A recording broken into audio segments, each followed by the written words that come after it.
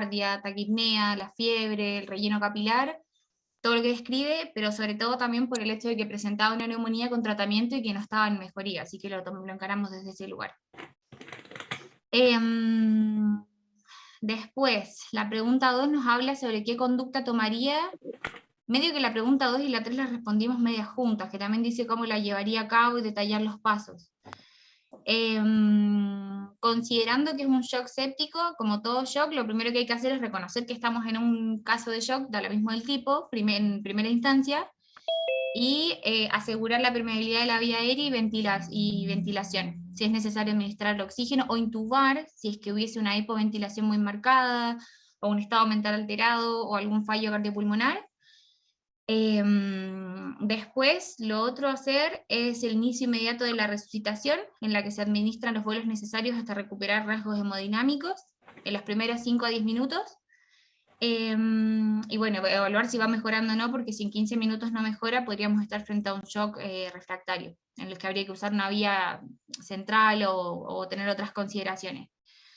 Después, es importante buscar como el foco infeccioso para mejorar el cuadro, para lo que se tomarían exámenes generales y complementarios para ir identificando la etiología, y administraríamos un tratamiento empírico con cefotaxima o ceftriaxona hasta tener los resultados, que el tratamiento antibiótico tiene que ser administrado en la primera hora.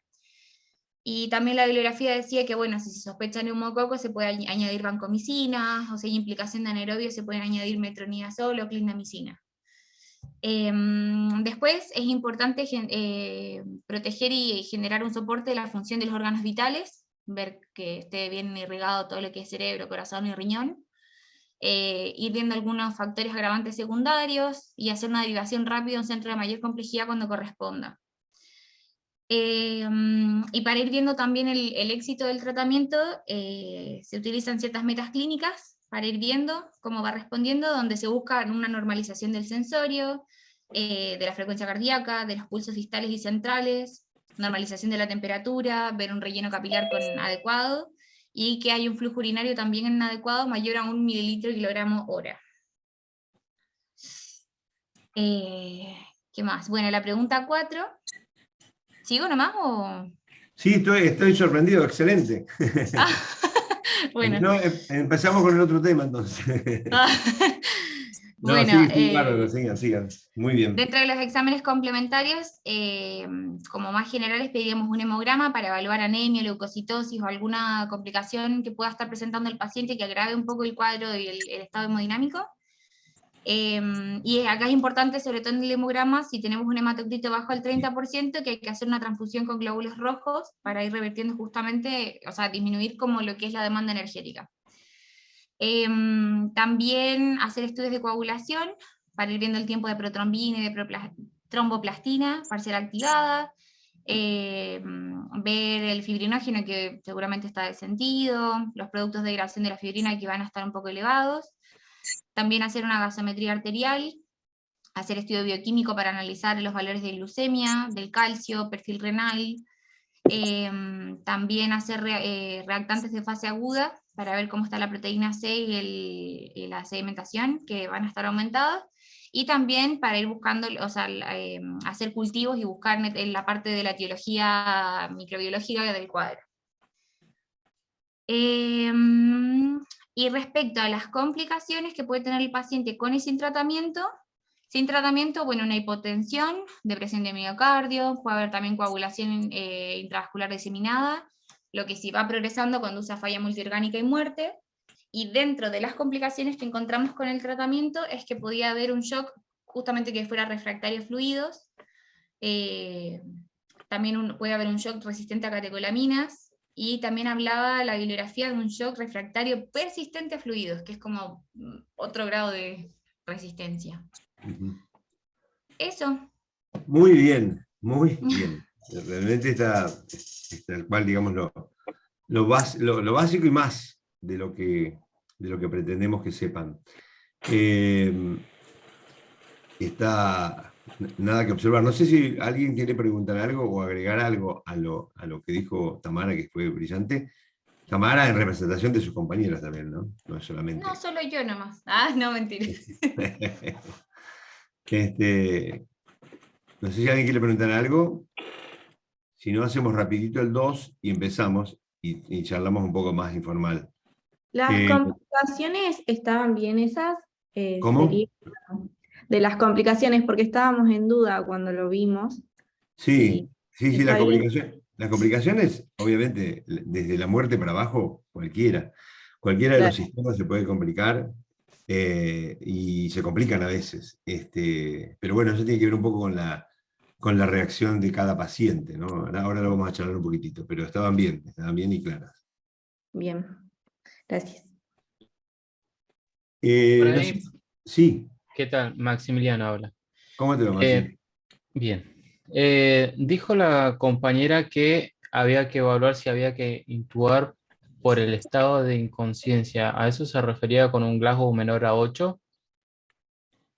Sí, en realidad, una de las indicaciones de las ventilaciones, de la ventilación mecánica, son 4 básicas, no vamos a hablar de ventilación mecánica, pero una es para disminuir el costo metabólico. Un paciente en shock, o un paciente con un trauma, o un paciente con una pancreatitis, o un paciente con una quemadura grave, extensa, tiene un aumento del costo metabólico que si nosotros consideramos que parte de todo lo que le está pasando tiene que gastar energía para respirar, por ahí una de las indicaciones de ventilación es eso, lo ventilamos, lo sedamos y lo manejamos nosotros para evitar ese exceso de consumo metabólico que lo va a necesitar para otras funciones. No es tanto por el estado de conciencia en sí, obviamente, como decís vos, Maxi, si tiene un Glasgow bajo, también sería protección de la vía aérea la otra indicación de intubar.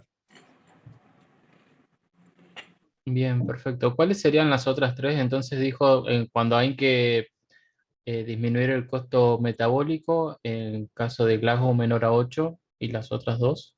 Son 4, son la disminución del costo metabólico, la protección de la vía aérea y el manejo consecuente de eso, la insuficiencia respiratoria hipoxémica, o sea, el paciente está con una hipoxia, o la insuficiencia respiratoria hipercápnica, el paciente asmático, la bronquiolitis, son las 4 grandes grupos y a partir de ahí aparecen otros, como por ejemplo, el de la protección de la vía aérea, las enfermedades neuromusculares, Guillain-Barré, botulismo, etc.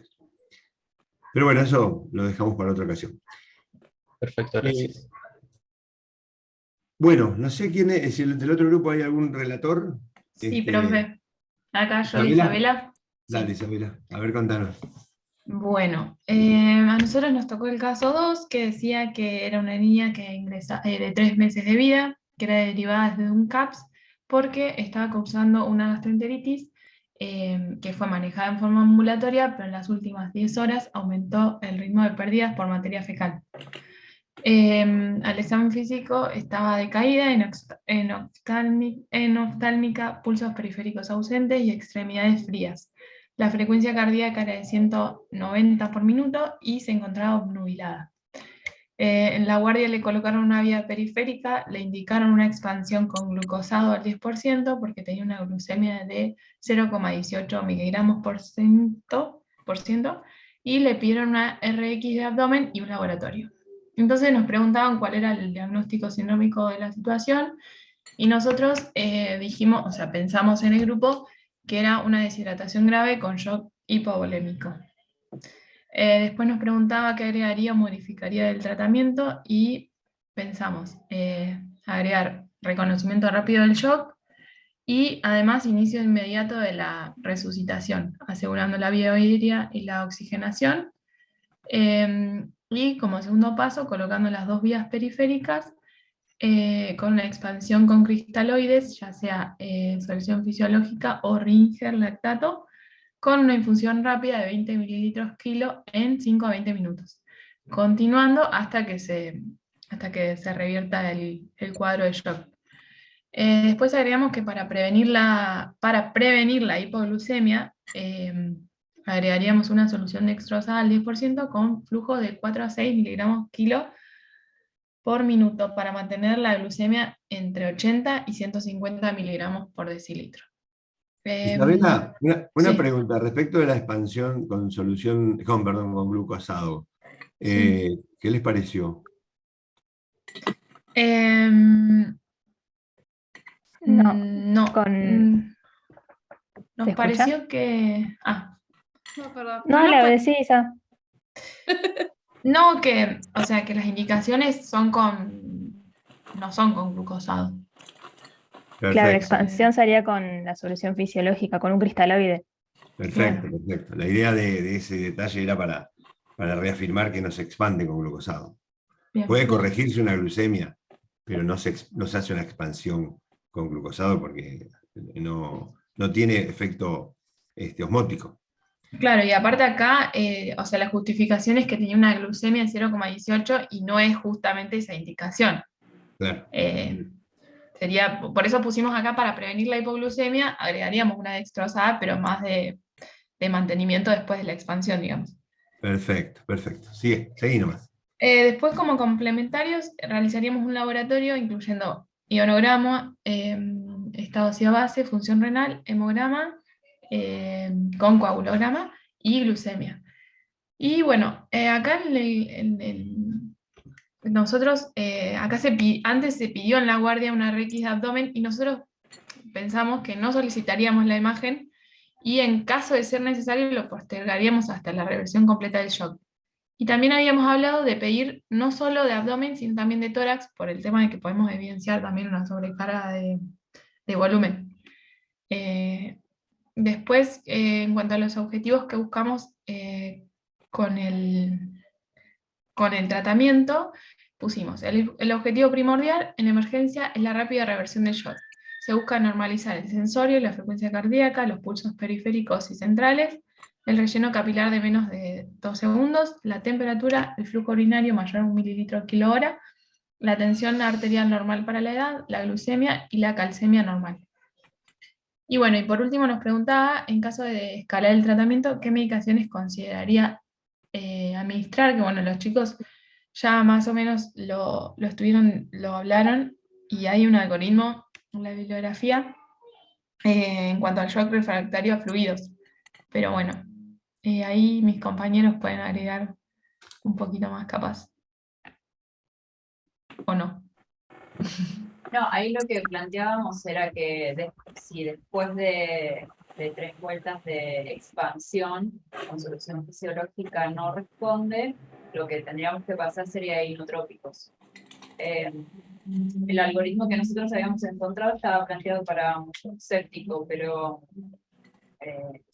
queríamos saber si era el mismo para un shock hipovolémico, porque el resultado sería similar.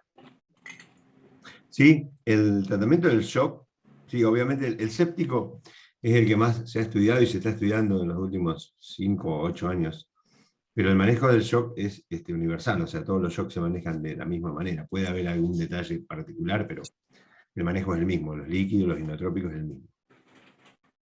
Bueno, muy bien chicos, realmente muy claro, me va a ser mucho más fácil dar la charla. Vamos a empezar, en realidad, mientras voy compartiendo pantalla, lo voy comentando. En realidad, nosotros, ¿por qué damos, para que encuentren, ¿por qué damos shock en el pregrado? Porque en realidad uno diría, no, es un tema parecería específico, ¿no? Pero fundamentalmente porque me corto porque estoy buscando para compartir la pantalla. Esperen. Acá está. ¿Se ve ahí? Sí. Sí. ¿Se ve, digo, la presentación? Sí, sí. Bien. Bueno, en realidad es porque el impacto en la morbilidad en los pacientes con shock tiene que ver con el tratamiento en la primera hora.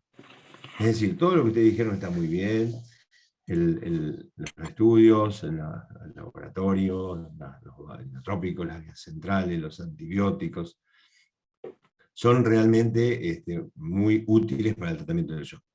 Pero lo que se sabe es que el manejo en la primera hora es lo que modifica la morbimortalidad del paciente.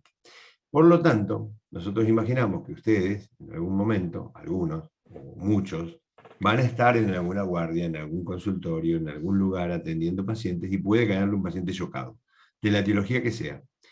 Van a tener que saber qué hacer esa primera hora, porque de eso dependerá el pronóstico de vida del paciente.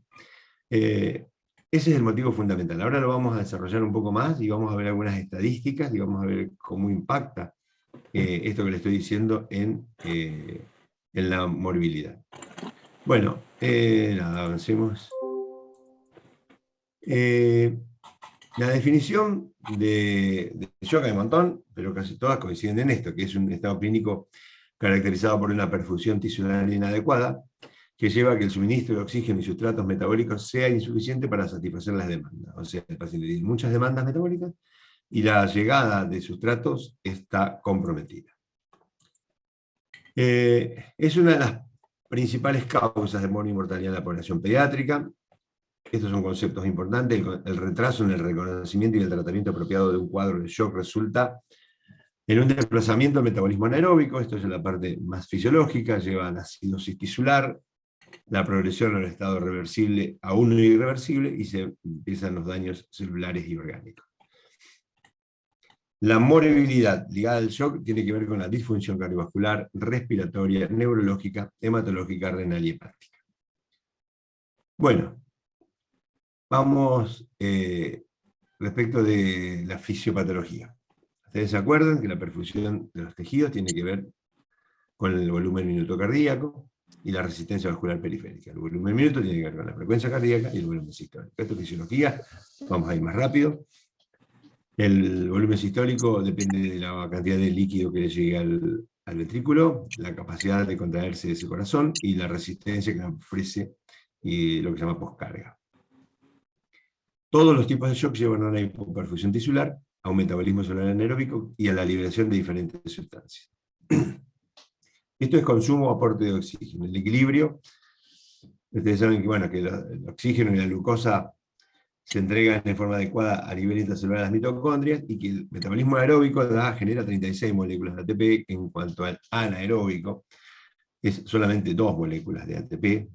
Por lo tanto, el aprovechamiento energético es malo, y comienza una serie de alteraciones, como la liberación de sustancias proinflamatorias, de radicales libres, bueno, inicio de la apoptosis en algunos casos, en fin.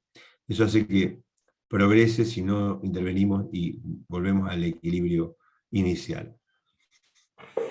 Esto es un poco de lo que estamos hablando. En los estados normales, el consumo es independiente del aporte. El aumento de la demanda de oxígeno, hay una compensación fisiológica para satisfacer esa necesidad, hace que aumente la frecuencia cardíaca y el volumen sistólico. El tema es que eso tiene un límite, especialmente en el niño, que tiene un volumen sistólico, digamos, un volumen de fin de diástole de los ventrículos limitados, y una frecuencia cardíaca que ya de por sí es elevada. Por lo tanto, esto llega a un momento en que esas compensaciones fisiológicas no pueden continuar aportando esta solución. Bueno, el consumo de oxígeno disminuye para mantener una adecuada oxigenación tisular, lo que se llama consumo crítico. Ya no se puede compensar, y el aporte se vuelve dependiente, sí, del consumo. O sea, ocurre lo que se llama la deuda de oxígeno, y aumenta los niveles de lactato, que uno los ve, inclusive lo usa el lactato, como un monitor de la respuesta al tratamiento. Esto es lo que pasa, lo mismo, ¿no?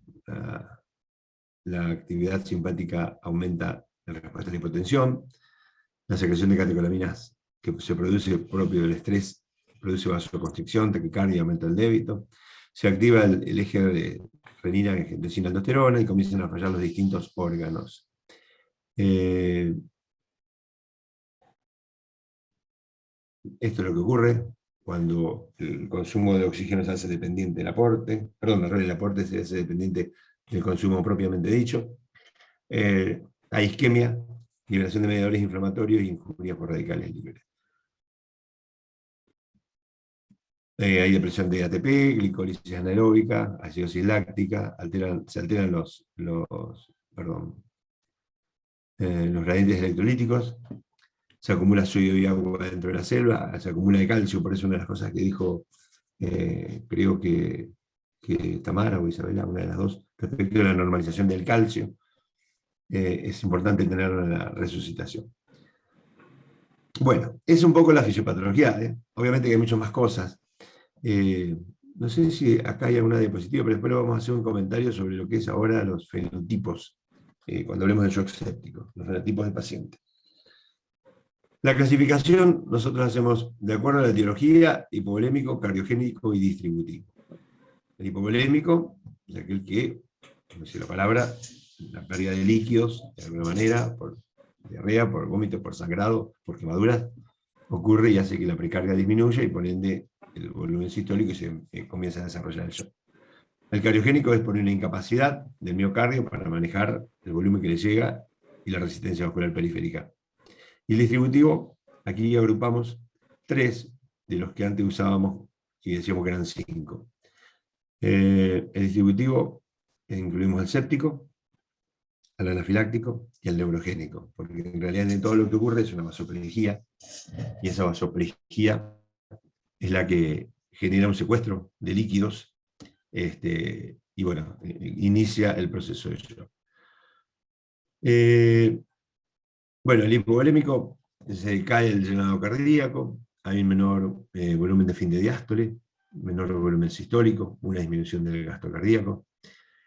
En caso de hemorragia, pérdida directa de oxígeno, menor transporte de oxígeno, o sea, el tipo pierde no solamente líquido, o sea, sangre, sino que pierde capacidad de transporte de oxígeno. Eso también suma a la injuria celular. Y bueno, dependerá de la situación clínica de otras causas que también pueden asociarse, como trastornos metabólicos, otro tipo de lesiones de órganos, de acuerdo a la etiología y al motivo del shock hipovolémico. El shock cardiogénico es una falla de la bomba primaria, con un gasto cardíaco insuficiente. Acá dice cardiopatías congénitas y miocardiopatías. En realidad, en el grupo poblacional neonatal y perinatal, diría yo, o sea, un poquito más allá de los 28 días, tal vez en el menor de 3 meses, las cardiopatías congénitas sí son causa frecuente de shock cardiogénico. El niño mayor, el niño de 2 o 3 meses para arriba, las miocarditis virales son motivo de fallo cardiogénico y shock. Y el distributivo, este es una vasodilatación periférica con disminución de la resistencia vascular, incremento de la capacitancia venosa, un secuestro de líquido, una perfusión tisular inadecuada, y como decíamos, sepsis, anafilaxia y el trauma raquimedular, o el shock neurogénico. El obstructivo, el impedimento para la eyección del circuito pulmonar sistémico o ambos. Esto, bueno, se ve en la embolia pulmonar masiva, obviamente, en el neumotórax, en el taponamiento cardíaco por una pericarditis o por un traumatismo, y a veces en las coartaciones severas de aorta, en el contexto de otras patologías miocárdicas que pueden estar juntas con la coartación. De acuerdo a la fisiopatología, hablamos del gasto cardíaco disminuido,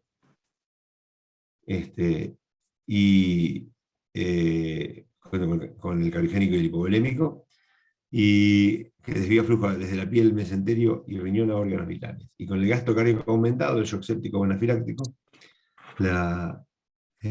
bueno, obviamente es el secuestro de líquidos a nivel vascular, la microangiopatía que se produce, la capilaritis y la caída del volumen efectivo. Bueno, vamos con el shock hipovolémico. Es el más común en niños, claro, siempre dijimos esto, pero últimamente en los países Bueno, en los desarrollados ya no es hipovolémico. Y en los en vías de desarrollo tampoco, por un montón de motivos, por el acceso a la salud, por la capacidad que tienen los pacientes de llegar relativamente rápido a las consultas, por las redes de salud que están un poquito más ordenadas, después de muchos años de trabajar. Pero sí en los países subdesarrollados, lo que es África, lo que es Centroamérica, el shock hipovolémico sigue siendo el más frecuente, porque las patologías, si bien existen como en el mundo desarrollado, son más frecuentes, y la capacidad de atención médica está más comprometida. Es por la disminución de la precarga, puede ocurrir por hemorragias, como decíamos hoy, traumatismos, hemorragias digestivas, cirugías, por pérdida de líquidos, diarrea, vómitos, diuresis osmótica, quemaduras, tercer espacio como sepsis, pancreatitis, peritonitis. El shock cardiogénico, vamos a pasarlo rápido porque es lo mismo que les dije, la falla de bomba, la disminución de la función sistólica y el gasto cardíaco disminuido.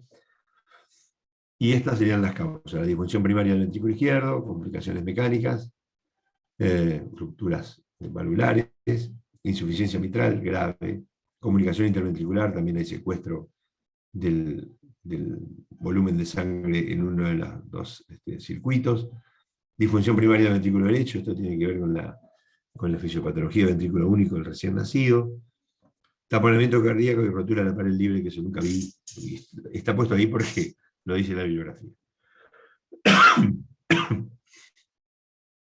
Y el distributivo es el paradigma del shock del flujo sanguíneo dentro de la microcirculación e inadecuada perfusión de los tejidos. Se asocia generalmente con gasto cardíaco normal o aumentado, o sea, para compensar este secuestro que hay. Y las etiologías son la sepsis, shock séptico y shock anafiláctico. Y shock neurogénico, perdón. Espérenme que voy a buscar un vasito de agua.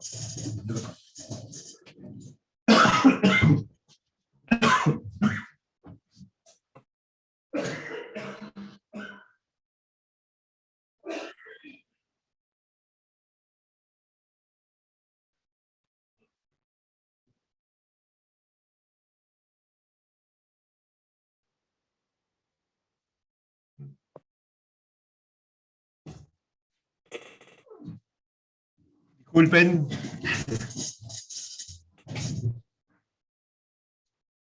Esta laringitis que tengo me mata. Bueno.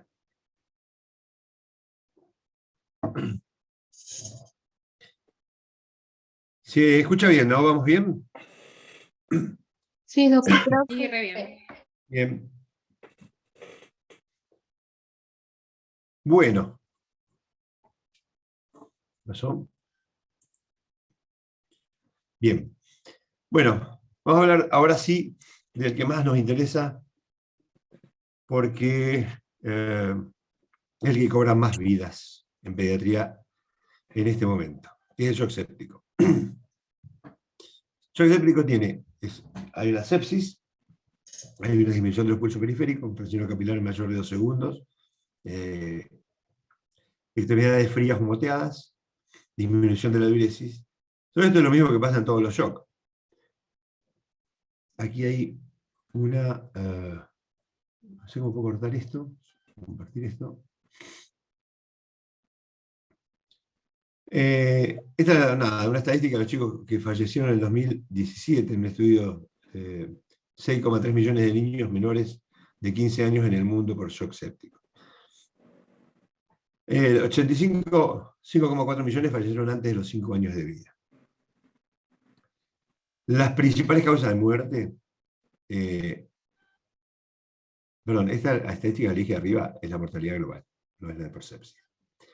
Antes de los 5 años, complicaciones del parto, neumonías, asfixia perinatal, diarrea y malaria. Y entre los 5 y 14 años, traumatismos causados por tránsitos, ahogamientos, quemadura y caída. Estos son los que, según OMS, son los asesinos de niños: las neumonías, especialmente por sarampión, por bacterias multiresistentes, la malaria en las zonas del tercer mundo, diarrea en el mismo lugar, y traumatismos en los países desarrollados. El destino final de todas estas patologías es el shock y por ende la muerte posterior.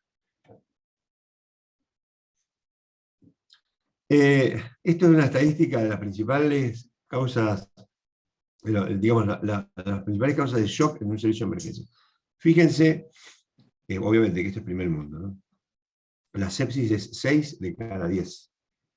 Hipovolémicos 24%, distributivo 14% y cardiogénico 5%. Pero 6 de cada 10 es por sepsis. Los países más pobres tienen que ver el shock por infecciones secundarias, infecciones con hipovolemia y por gastroenteritis.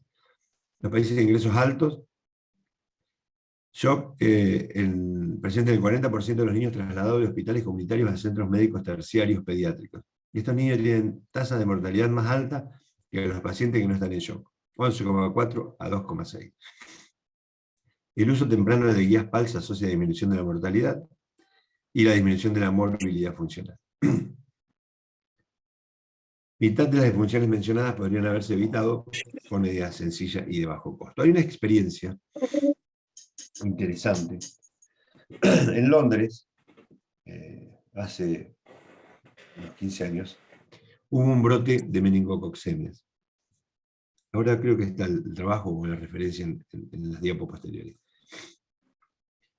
Los chicos con meningococcemia hacen shock séptico, o sea, shock por meningococo. Y tenían una mortalidad muy, muy, muy elevada, y lo asociaron con una demora en instituir el tratamiento de la primera hora.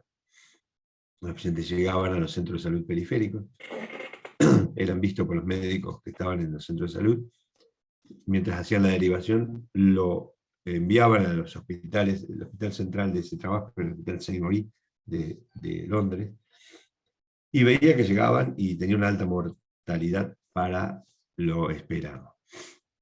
Entonces lo que decidieron hacer es al revés. Cuando había un paciente en esas condiciones que llegaban con los signos de shock, por meningococcemia, iba un equipo de médicos del Instituto Central al lugar de atención primaria. Y allí lo reanimaban, lo resucitaban y hacían todo lo que dijo Tamara en la primera hora, y después los cargaban y los llevaban al hospital. Y ahí vieron que la mortalidad cayó casi 10 veces en relación al método previo. Entonces, a partir de ahí, obviamente, es una de las tantas cosas interesantes, por eso insistimos con el tema de la primera hora. Bien, volvemos a los factores predisponentes de shock séptico, la edad, obviamente la prematurez, el neonato, el niño menor de 1 año, son niños inmunosuprimidos naturales. Neoplasias, tratamientos inmunosupresores, los pacientes están en condiciones de disminución de defensas. Los trasplantes, el mismo motivo. Inmunodeficiencias primarias, como las hipocomplementemias, hipogama, enfermedad granulomatosa, inmunodeficiencias adquiridas, malnutrición, y el uso de aparatos implantables. Esto lo estamos viendo cada vez más, porque cada vez hay más niños con este tipo de aparatos que son un foco para que sean colonizados o infectados por gérmenes de la comunidad. La etiología variará de acuerdo a la edad. Ya creo que en efecto lo vieron. Este es un listado solamente de gérmenes. Nosotros sabemos que los gram negativos son gérmenes que predominan en el niño menor de 2 meses o en el inmunosuprimido, y que en el niño mayor de 2 meses predominan los estreptococos, o sea, neumococos, estreptococos, piógenes, galactiae y demás. Los otros, como los hongos, parásitos y demás, no es lo habitual. Los virus también generan una respuesta inflamatoria de sepsis que se comporta igual que las bacterias. Bueno, esto es lo que pasa cuando hay una infección. Hay mediadores de las bacterias y hay mediadores del huésped. Hay una lesión de la célula endotelial. Hay depresión miocárdica, vasodilatación, coagulación intravascular, lleva a hipotensión, fallo multiorgánico y muerte. Esto es lo que le quería comentar. Este año, 2022, salió un trabajo que llevó adelante Carcillo y un grupo de gente que está trabajando en sepsis hace muchos años, donde ellos, a más o menos unos 10 años, pidieron colaboración a todo el mundo, que le envíen muestras de sangre de pacientes con sepsis y que definan cuál era el cuadro, porque no todos los niños con sepsis tienen el mismo comportamiento. Perdón. Algunos hacen bajo gasto y aumento de la resistencia, otros hacen alto gasto y disminución de la resistencia, otros hacen coagulopatía y bajo gasto, en fin, se cruzan, otros hacen compromiso miocárdico severo. Bueno, este año fue publicado un trabajo donde ellos definen 4 fenotipos distintos, o sea, hay 4 grupos de pacientes que se comportan de determinada manera y ahora están tratando de identificar si esos fenotipos tienen genotipos asociados. Lo llamativo es que hay uno de los grupos, lo dividieron en A, B, C y D, uno de los grupos, el grupo D, tiene una mortalidad de casi el 34%, y el grupo A, que es el primero, tiene una mortalidad del 6%. Es decir, los chicos no responden todos iguales, y obviamente no evolucionan de todos de la misma manera. Creo que va a ser interesante en los próximos años, porque seguramente van a hacer lo que ustedes ya lo saben, han dado por todas las materias, los tratamientos individuales, los tratamientos dirigidos al paciente. Tal vez si ustedes lo vean, yo ya para esa altura voy a estar retirado. Bueno, estos son los mediadores de shock séptico, no vamos a entrar en demasiados detalles.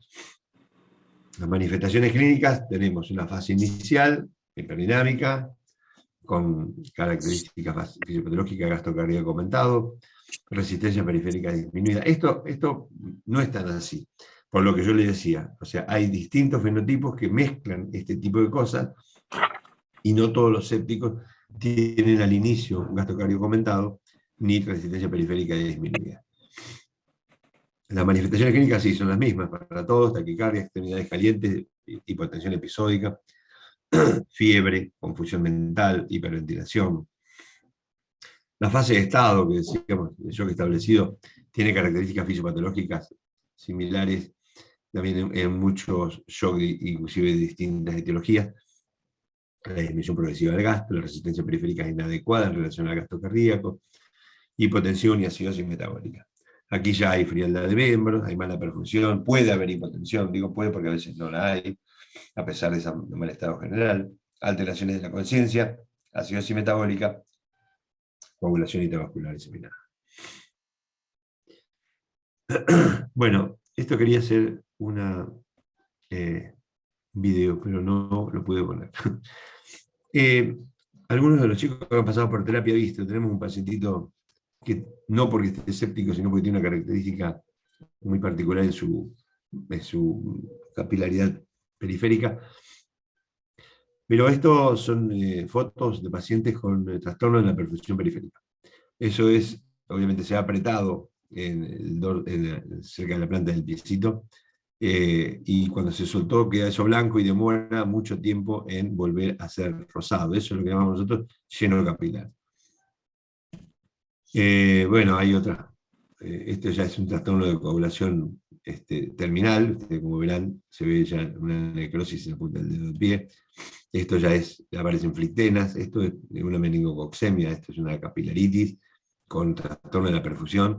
Ese trastorno de la perfusión genera todos estos cambios de color, de edema localizado con esas flictenas y demás. Bueno, los exámenes complementarios también, ya las chicas, los dos grupos de ustedes lo han comentado muy bien. En general estos pacientes se llevan todos los estudios, porque tenemos que investigar no solamente lo habitual, como en los glóbulos blancos, los restantes de fase aguda, sino tenemos que también investigar el impacto en la hemodinamia, determinando ácido láctico, determinando saturación venosa central, y cómo se portan los órganos. Tenemos que ver cómo está el riñón, cómo está la función hepática. Entonces, estos chicos reciben o se les realiza todos los exámenes complementarios que se les ocurra, además de, obviamente, los de específicos como los cultivos que ustedes también nombraron cuando presentaron los casos, ¿no? Bueno, vamos al tratamiento, y como les decía al principio, el éxito y la sobrevida en el shock séptico tiene que ver con el reconocimiento temprano, o sea, reconocerlo. Ahora vamos a ir a una pequeña, a la última, una diapo donde medio resume todo esto. El tratamiento adecuado, tratamiento de líquidos, de oxigenación, tratamiento inotrópico si lo necesitara, tratamiento de correcciones de alteraciones metabólicas, todo eso se refiere al tratamiento adecuado. Remoción del foco, si es necesario hacerlo quirúrgico, porque tiene un foco individualizable y capaz de resolverse quirúrgicamente, o el tratamiento del foco si una neumonía, una cosa de esa. Y la antibiótico-terapia correcta, que también es algo que es lógico de pretender. Bueno, esto es lo que le decía yo, lo del impacto, esto es lo que hablaba del shock meningocócico y demás, cómo impacta el tratamiento preciso en la primera hora en la mortalidad. Tal es así que ya por el 2007 ya empezaron a aparecer las guías de shock. Primero empezaron en adultos, en el 2003, si no me equivoco, y en el 2007 ya empezaron a aparecer en niños. Y estas guías se van revisando por la gente que trabaja en esto, y se van actualizando. Esta es la última que salió, que es del 2020, donde tiene algunas modificaciones respecto de la anterior. Esta es la segunda, digamos, del 2009. Esto lo había dividido por objetivos, el manejo del shock séptico por objetivos en la guardia. Y decía, había, bueno, niveles de recomendación, te lo conocen, ya nivel 1, nivel 2 y nivel 3, de acuerdo a la evidencia y a la experiencia de quienes lo relatan. El nivel 1 es el que está justificado y basado en la evidencia científica. El nivel 3 es en poca evidencia, pero está aceptada por expertos. Y el nivel 2 es, digamos, la intermedia. Entonces, en el 2009 hablaban de estos objetivos, con una recomendación del nivel 3. Como verán, no hay mucha evidencia científica y bibliográfica al respecto, pero sí recomendaciones de los expertos, que, como saben también, es la de menor valor de evidencia. Pero la idea era tratar de que en la guardia logremos un lleno capilar menor de segundos, que tengamos pulsos centrales y periféricos iguales, que las extremidades vuelvan a tomar color, que la diuresis sea mayor a 1 mililitro/kg. Esto lo hablamos cuando hablamos de deshidratación, no sé si se acuerdan, es difícil porque esto requiere de un tiempo de control. Sí, un estado mental normal, una normotensión para la edad, glucosa y calcio normales. Respecto a la vía aérea, tenemos que, como decían ustedes cuando hablaron, asegurar la oxigenación y disminuir el consumo, intubar IRM, ojo con el bajo gasto, eso más que nada cuando uno lo intuba, que lo bolsea a presión positiva, a veces en el paciente hipovolémico agrava la situación. Que también hay atropino en las medicaciones para ese caso. A nivel circulatorio, como verán, siguen siendo todos de nivel 3 las recomendaciones, un acceso vascular inmediato, considerar la administración intraósea, eso ya lo charlamos un poco cuando hablamos de deshidratación, líquidos por push, cristaloide o coloides de 10 a 20 hasta 40 o 60 con monitoreo de sobrecarga de líquidos. Una de las chicas, creo que fue Isabela, comentó que no solamente placa de abdomen, sino placa de tórax, para ver si había algún tipo de sobrecarga de líquidos y que sea visible en las imágenes. Y está bien porque una de las complicaciones del tratamiento agresivo es el edema de pulmón por un corazón que puede llegar a estar medio claudicante. Si no hay terapia y no hay hipotensión, son líquidos de mantenimiento. Esto lo vamos a ver en una diapo final. Corregir glucosa y calcio. El sostén hemodinámico, noradrenalina y epinefrina, acá hay un poco de discusión en cada uno. Últimamente la noradrenalina está tomando un poquito más de proyección respecto de la adrenalina. Corticoides si hay riesgo de insuficiencia adrenal, o si no reverte el shock, a pesar de la adrenalina, con 50 miligramos kilo de hidrocortisona.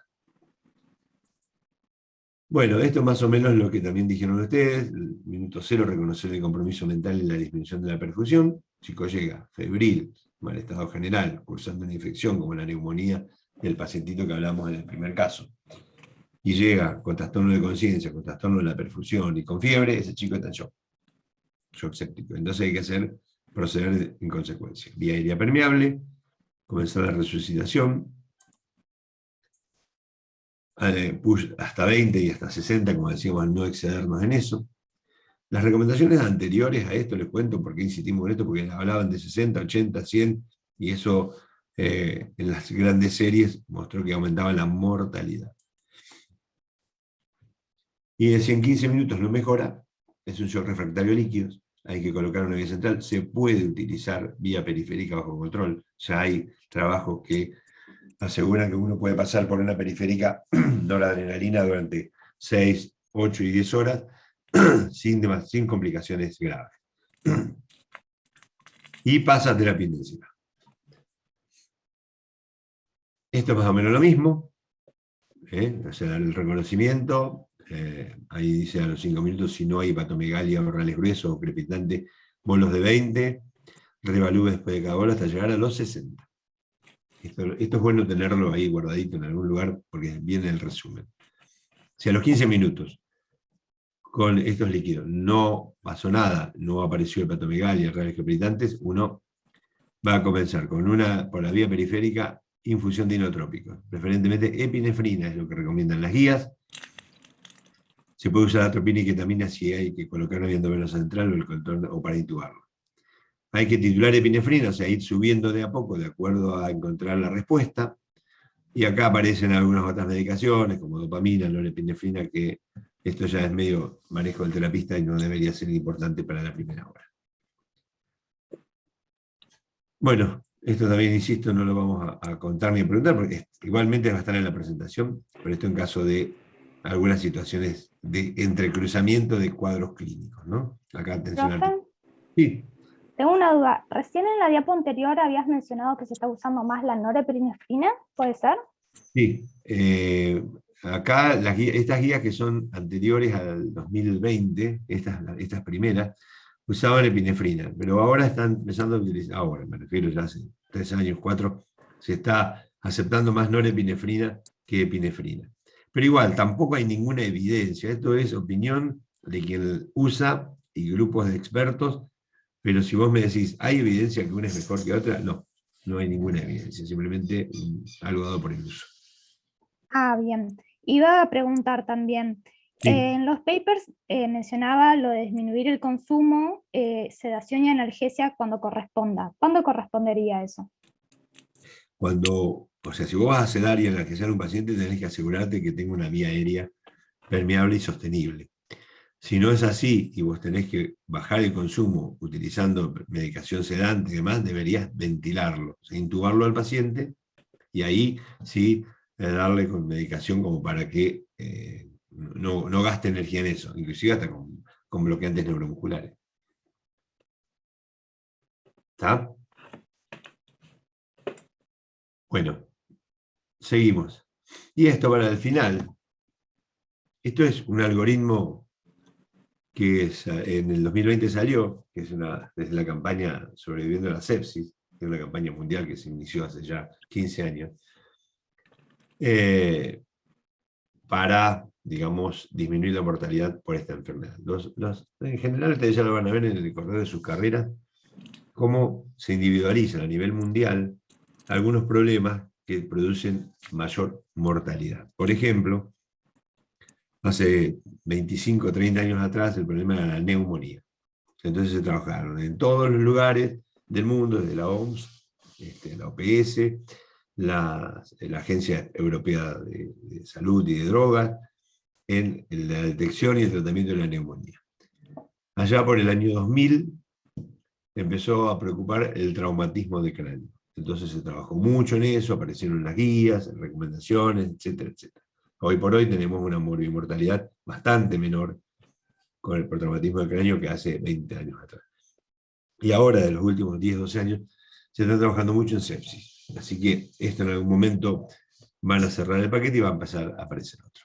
Esto es la campaña sobreviviendo a la sepsis, y acá dice: si el paciente tiene un shock séptico, dice, dentro de la primera hora uno lo debe reconocer, hay que obtener vía aérea, hemocultivo, comenzar antibióticos empíricos de amplio espectro.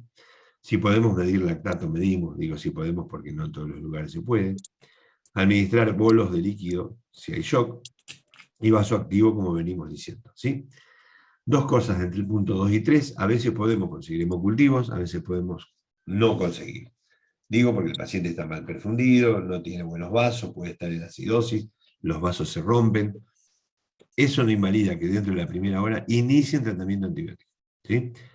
Este es el planteo de la emergencia y de la gravedad, no es el planteo de los infectólogos. Los infectólogos van a decir, no, lo ideal sería tener, bueno, está bien, pero en este paciente nos está quemando. Soporte respiratorio, evaluar para el síndrome de dificultad respiratoria aguda pediátrica, control de las fuentes, porque vinimos hablando, es un resumen de esto, ¿no? Titular líquidos y vasoactivos, y monitoreo hemodinámico avanzado si persiste el shock. Corticoides para el shock refractario, soporte nutricional, evitar la hipoglucemia, administrar y gestionar el antibiótico de acuerdo a si tenemos algún dato de cultivo, ¿no? Para shock refractario, bueno, esto es algo... Argentina, año verde, no podemos llegar a tener ventilación extracorpórea. Acá no hay, en la Argentina hay en 2 o 3 lugares nada más. Acá dice, ahora va a haber dice, ver algoritmo, fluido y vasoactivo. El vuelo de fluido debe omitirse del paquete si hay sobrecarga de líquidos o es un entorno de bajo recurso sin hipotensión. Ahora lo vamos a ver en la próxima diapositiva. El fluido en mililitros por kilo debe dosificarse por el peso corporal ideal, no por el peso real del paciente, ¿sí? Bien, volvemos hacia arriba. Si uno sospecha sepsis, no shock, ¿sí? Tiene 3 horas para tomar alguna medida. Está pensando que está séptico el paciente, está febril, está cursando una neumonía, está taquicárdico, pero no tiene trastorno de la perfusión, no tiene trastorno de conciencia, tiene una tensión arterial normal y diuresis adecuada. Ahí vamos a tratar la sepsis sin shock. El manejo de los líquidos, de la hemodinamia, lo vamos a hacer solamente en el paciente en shock. Si este paciente, como muestra acá, desarrolla shock, ya entramos en el algoritmo de la izquierda. ¿Está bien? Y por último, esto es también del 2020, esto van a notar que hay un cambio. Ya estamos en shock, estamos hablando de un paciente con shock. Si el sistema de salud tiene cuidados intensivos, el paciente tiene una perfusión anormal, con o sin hipotensión, y no hay signo de sobrecarga, hacemos expansiones, más chiquitas, 10 a 20 por kilo. Repetimos la evaluación, a la respuesta hemodinámica, considerar los bolos de líquido 10 a 20 de nuevo, hasta que se resuelva el shock, o haya signos de sobrecarga de líquido. Evaluar la función cardíaca, considerar la epinefrina si hay disfunción miocárdica o epinefrina, noradrenalina, acá aparece lo que decíamos, si el shock persiste después de los 40-60, o antes si hay signos de sobrecarga. ¿Sí? Esto en el paciente donde hay cuidados intensivos.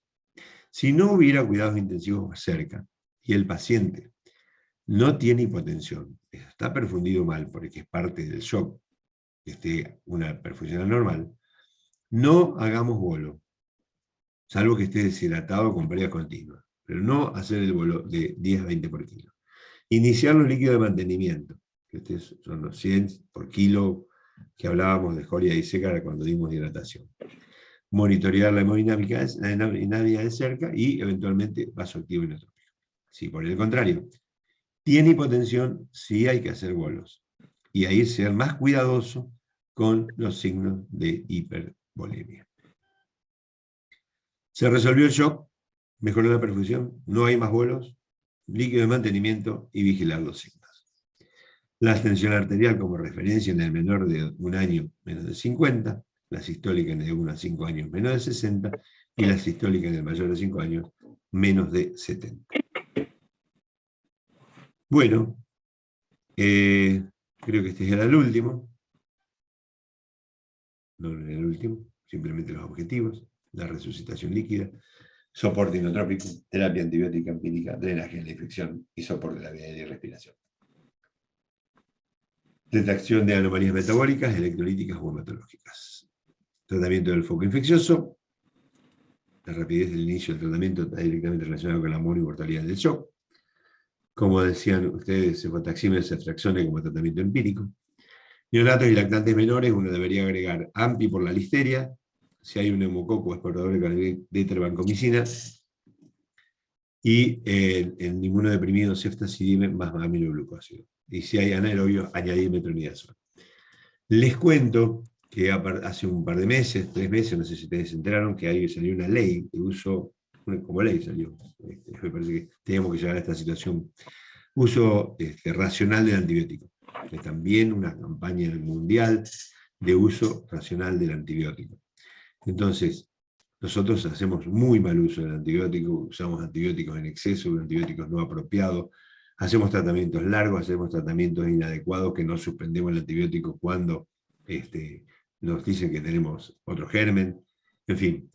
Entonces, ahora, a partir de esta ley, en la Argentina, desde el Comité de Calidad de Atención Médica del Ministerio de Nación, se invitó a los hospitales a hacer cada uno su protocolo. Porque cuando uno dice, por ejemplo acá, si hay sospecha de neumococo, agregar banco. Acá en la zona, los neumococos resistentes a cefalosporinas de terceras son muy bajos.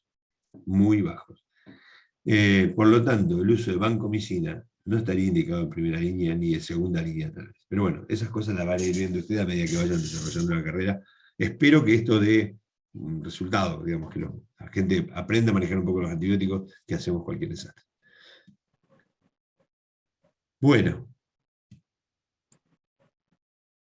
Esto es para monitorear la resucitación con líquidos, ya lo hablábamos, no lo vamos a volver a repetir, y acá terminamos. Bueno, 2 o 3 minutos y tomo un poco de agua, y seguimos con lo otro. ¿Alguna pregunta, algún comentario, alguna cosa para decir?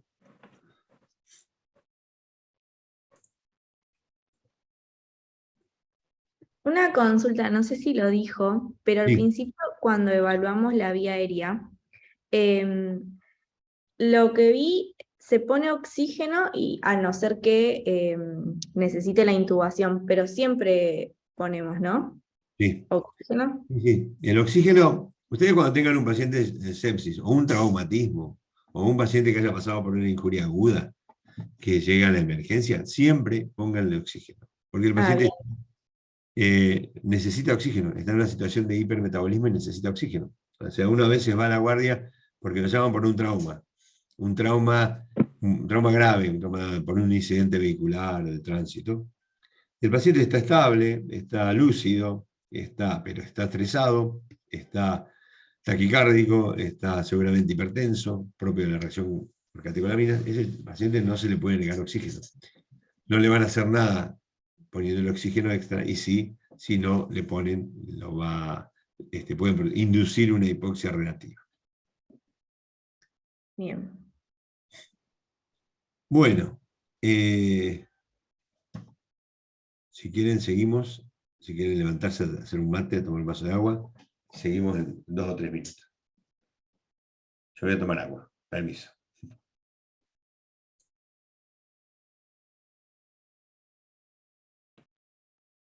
Yo también.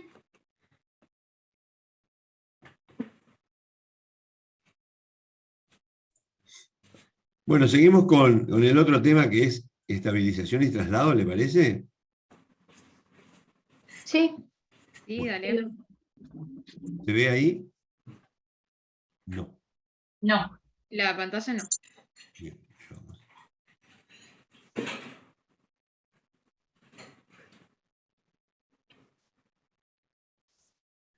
Ahí está.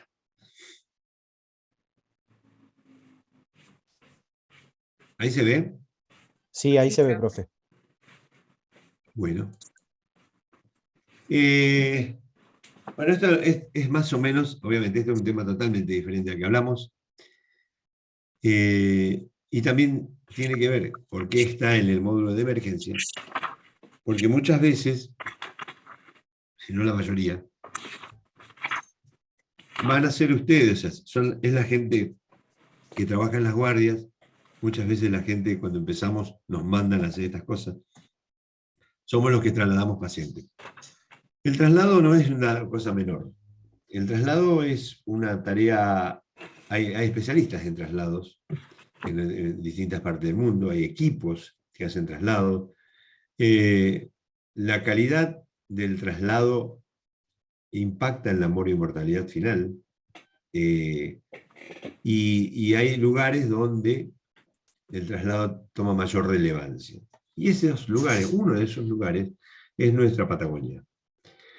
Nosotros tenemos distancias muy largas entre centros complejos y centros de menor complejidad. Digo, de largas, cuando digo largas, digo 400 kilómetros, 300 kilómetros.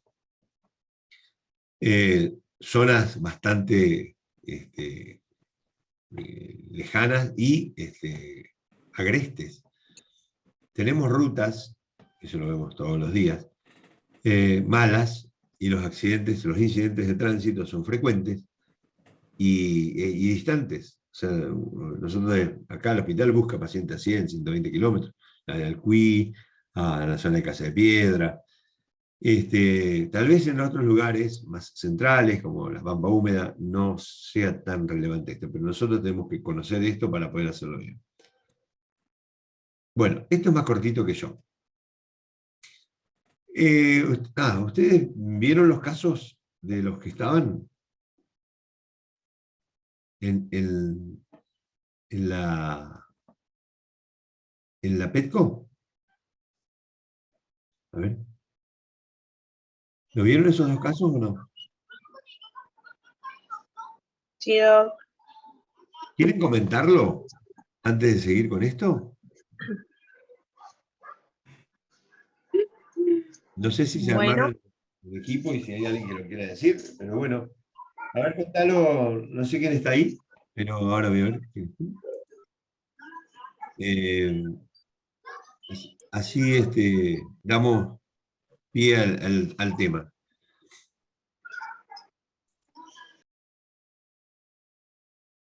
Bueno, escucho. Bueno, ¿quieren que lea el caso? De Por última... favor. ¿Cómo? Sí, léelo y comentalo.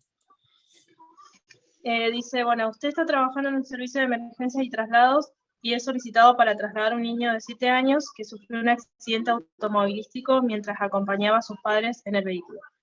El padre falleció en el lugar del accidente y su madre está internada en el hospital local con politraumatismos. El niño se debe trasladar a una unidad de cuidados intensivos pediátricos porque está en coma por un severo trauma de cráneo. El hospital derivador está a 230 kilómetros de distancia. La primera pregunta es, ¿qué deberíamos conocer antes de salir a buscarlo? Bueno, y acá más o menos pusimos, obviamente, la identificación del paciente, saber, bueno, nombre, apellido, edad, sexo, fecha de nacimiento, la circunstancia del accidente, la hora y el lugar, cómo fue el accidente, es decir, el mecanismo de producción, no sé, si chocó de frente, de costado, si colisionó con otro vehículo, si volcó, si iba con el cinturón de seguridad, si alguna persona fue despedida del vehículo, hace cuánto tiempo fue el accidente y en qué zona se produjo, si de noche, el clima, si llueve, si está nevando, si hay neblina, que pueda llegar a afectar la visibilidad para llegar al lugar, y de esa manera aumentar el riesgo de hipotermia del paciente, por ejemplo. Conocer si pudo ser estabilizado para realizar el traslado, cómo fue la evolución, si se le hizo algún tratamiento inicial, asegurarnos de que su vía aérea esté estable, bueno, que no esté hipotérmico, que no tenga hipovolemia. Aparte del trauma, si tiene alguna otra lesión, si perdió el conocimiento en algún momento. Bueno, anotamos un montón de cosas, no sé si estoy siendo demasiado... ¿Hola? No, al contrario. Sí, te escucho. Ah. Digo que no, mientras más sepan, mucho mejor. No es lo habitual, por eso está bueno lo que están diciendo. Está bien. Bueno, si se le colocó alguna droga, si fue expandido o no, el score de Glasgow, el tamaño, la simetría y la respuesta de las pupilas, las constancias policiales, si son necesarias, los datos del médico o la institución receptora, las características del paciente para decidir qué tipo de cama reservarle, qué estudios y tratamientos se prevén hacer, lo que va a necesitar, el transporte más apropiado, dependiendo dónde fue el accidente, teniendo en cuenta, digamos, el medio donde ocurrió, qué sé yo, también la localización del paciente, tanto del hospital remitente como el receptor, número y nombre del médico remitente y del receptor, equipamiento requerido y anticipado para el transporte. Eso fue lo que notamos. Perfecto. Con respecto a la pregunta 1. Bueno, la pregunta 2 dice ¿qué materiales y medicamentos debe llevar en la ambulancia? Bueno, acá también es un listadito bastante importante. Bueno, lo básico: energía eléctrica, equipo de comunicación, botiquín, descartables, insumos de vigilancia, material para el control de vía respiratoria, para acceso venoso, para procedimientos, para inmovilizar, como las tablas, el collar cervical, que sea adecuado para el paciente, medicación, para tratamiento si tiene un paro cardíaco, antibióticos, sedantes, relajantes musculares, sustancias expansoras, tubo de oxígeno con mascarillas adecuadas, equipo de succión y sondas de aspiración, desfibrilador, monitor para la evaluación de los signos vitales, que tenga baterías cargadas, material descartable, termómetro, mantas para evitar la hipotermia, elementos de protección personal para el personal de salud. Perfecto. No sé si me estoy olvidando algo que me ayuden el resto del grupo. Creo que dije más o menos todo.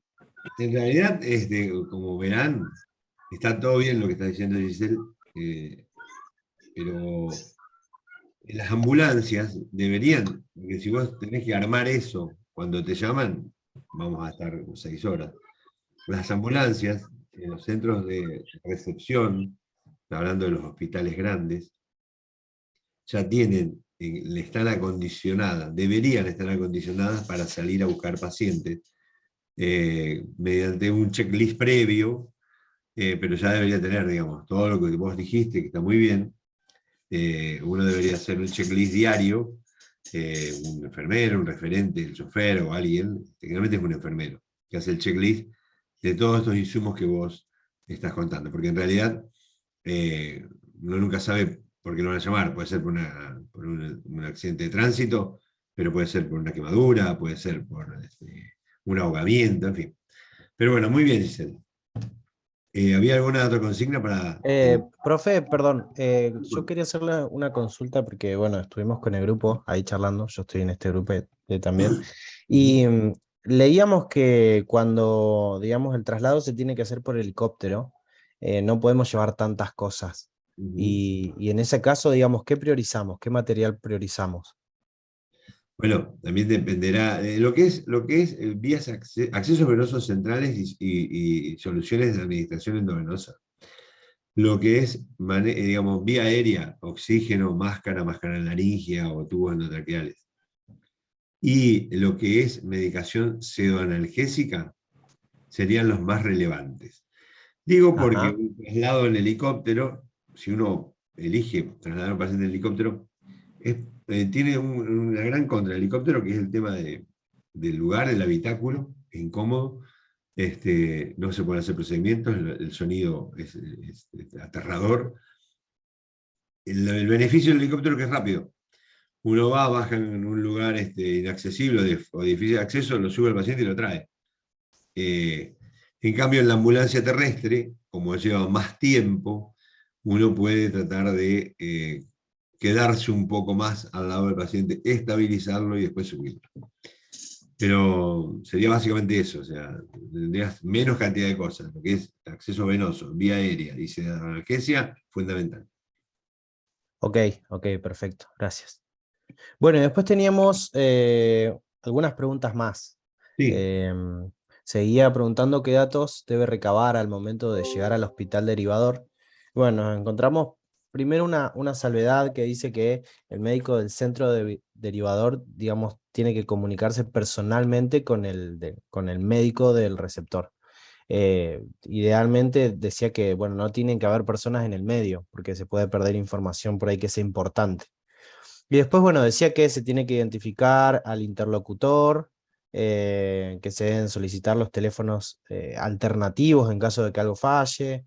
Nos decía que además debemos proveer todos los datos posibles que tengamos del paciente.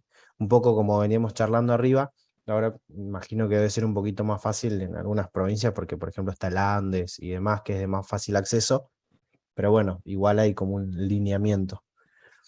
Y bueno, también decía que el médico del centro receptor debe comunicarse personalmente con el derivador, digamos, como veníamos charlando, y debe aceptar al paciente asegurando una unidad de internación. Debe contar con todos los recursos técnicos y humanos, digamos, para hacer un abordaje correcto del paciente. Y dice que debe estar disponible durante todo el proceso del traslado para las consultas. Además, bueno, un poco como veníamos charlando, si está la posibilidad de que haya algún consentimiento informado, los datos de la persona acompañante, a veces llega antes la policía o los bomberos, ellos arman constancias, entonces estaría bueno que esté esa información también. Los distintos scores de Glasgow, el letal y demás, los bomberos tienen manejo de primeros auxilios, entonces a veces pueden facilitar esa información. Y bueno, lo que también nos pareció importante es que tiene que estar bien detallado el uso de las drogas y los líquidos que, digamos, se fueron colocando. Bueno, y eso en Bien. líneas generales. Bien, está muy bien. Y todo lo que decís, Juan, o dijeron entre ustedes, es así y no logramos que eso ocurra. Nosotros damos 2 veces por año esta charla, yo el año pasado dimos 2 veces en un foro de provincia para hablar con los centros derivadores, y 3 o 4 cosas puntuales no logramos. La primera es hablar médico a médico, con claridad. Muchas veces te dice, mira, tengo para mandarte este paciente, y a lo mejor la que hace el contacto es la secretaria. Entonces no puedes preguntarle, porque no te va a poder saber decir. Claro. La otra cosa es el detalle de los insumos, perdón, de la medicación que se le administró al paciente en cuanto a calidad, cantidad y horas.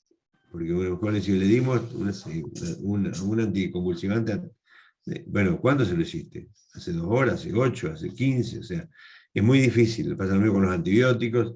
Entonces, bueno, ahora lo vamos a desarrollar un poco. Lo que suele ocurrir es que nos tenemos que tomar el trabajo de hablar y volver a preguntar un montón de cosas, y a veces no es tan fácil, porque no logramos comunicarnos con el médico derivador. Pero bueno, ya lo vamos a charlar. Pero muy bien, digamos, la descripción de lo que tendría que hacer está muy clara. Bueno, seguimos. Dice Sí. qué complicaciones puede tener este paciente durante el traslado. Y acá un poco, digamos, tiene que ver, por un lado, con la patología que tenga, o digamos, o el accidente que haya, pero consideramos que por ahí puede haber algún deterioro en la vía aérea, y damos el ejemplo de, por ejemplo, que se salga el tubo endotraqueal, o que necesite algún tipo de intubación particular y no se pueda realizar. Que haya alguna disfunción de los catéteres venosos, ya sea por alguna dificultad, digamos, en la fijación del catéter, o a nivel, digamos, de la permeabilidad, que falle algún equipamiento, o que algo esté vencido, o que se rompa, o lo que sea, que aparezca alguna arritmia cardíaca, o algo así, digamos, ya más a nivel de patología hemodinámica, Bien.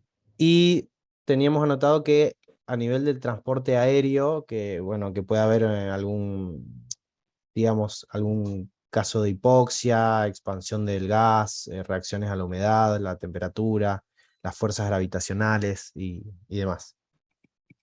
Bien. Bien, bien.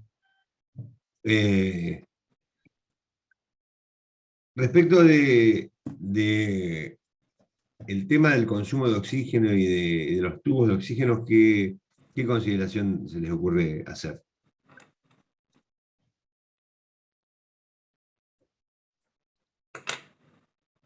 ¿Están ahí? Sí, sí, en relación a qué, profe. No, en realidad, digamos, una de las cosas que también a veces subestimamos o no chequeamos adecuadamente por la urgencia, por la característica es la disponibilidad de oxígeno en la ambulancia. Ah, que tipo que estén llenos, o sea, que no estén Claro, usados y demás. exacto. Que habría que llevar el triple Claro. de lo que se va a usar. Nos ha pasado y sigue pasando, de quedarnos, bueno, lo que habitualmente hacemos en esos casos es pedirle al hospital derivador. El problema es cuando uno va a buscar a lugares que no son hospitales, por ejemplo, accidentes en la ruta, donde no hay un hospital para recurrir a dame un tubo de oxígeno, yo después te lo devuelvo. Pero bueno, ahora lo vamos a comentar cuando demos la charla.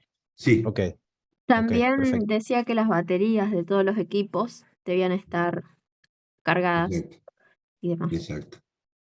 Las baterías deben estar cargadas porque se suelen quedarse sin batería en el camino. Bueno, Bien. bueno, muy bien. Tenemos la última preguntita que nos decía qué medio de transporte elegiríamos y por qué. Y bueno, y en el material había un cuadrito que, digamos, decía ambulancia terrestre, avioneta y helicóptero. Y, digamos, como este paciente tenía que recorrer 230 kilómetros, entraba dentro del parámetro del helicóptero.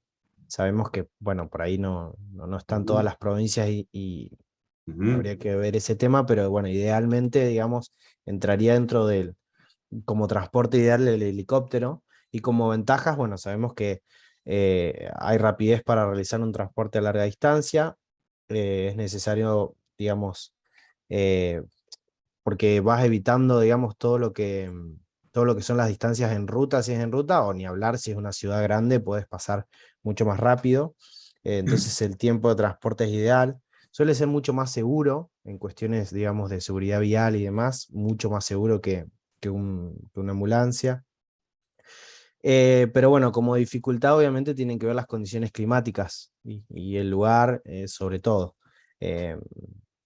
Y otras de las desventajas que decía es que aparece como una dificultad para el monitoreo y la evaluación del paciente, por esto de que dice que es como muy ruidoso, hay mucha vibración de los motores, el espacio es muy reducido, el personal, digamos, tiene que ir atado, entonces se dificultan las maniobras y demás.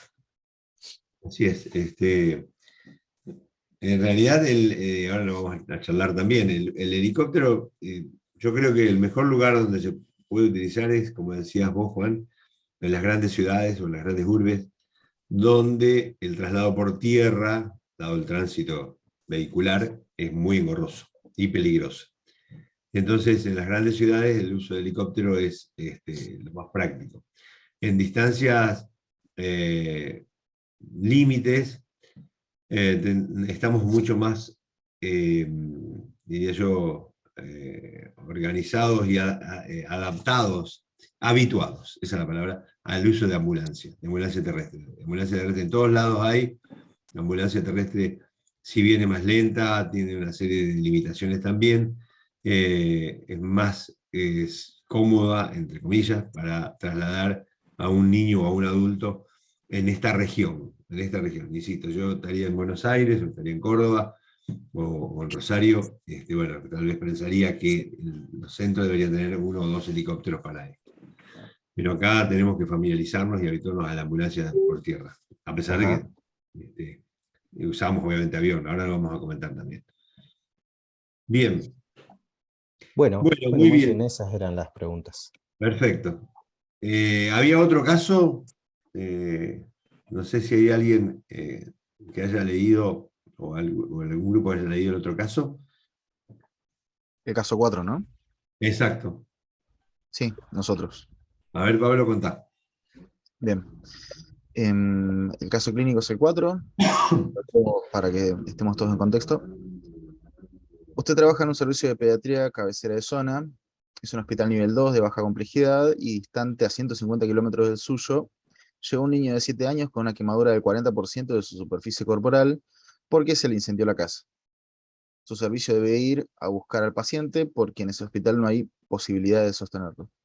Cuando usted llega con su equipo de traslado, encuentra a un niño respirando oxígeno por nariguera, con una vía periférica en el dorso del pie, con quemadura facial, fimbrias nasales quemadas, labios levemente edematizados.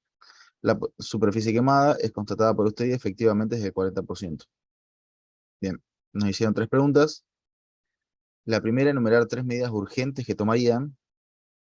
Nosotros enumeramos 3 cosas que, o sea, si bien hay bastantes cosas que hacer, como 3 medidas de primordial, o sea, las que más apremian por el tema del tiempo y del traslado. En la primera medida, asegurar la vía aérea. Leímos que en este tipo de pacientes, en los pediátricos, la instalación del edema en la vía aérea, especialmente si hubo inhalación de humos o de tóxicos, o también intoxicación por monóxido de carbono, que es normal en este tipo de accidentes, el edema puede instaurarse en largo plazo, en un término de hasta 24 horas. Entonces, quizás en primera instancia, el paciente con una cánula nasal la alcanzaba, pero después quizás se complica en el traslado y si se instaura edema en la vía aérea, después la intubación se puede hacer o muy complicada o imposible. Entonces hay que proceder con un procedimiento quirúrgico que, bueno, debido a que el traslado son 150 kilómetros, antes de llegar a ese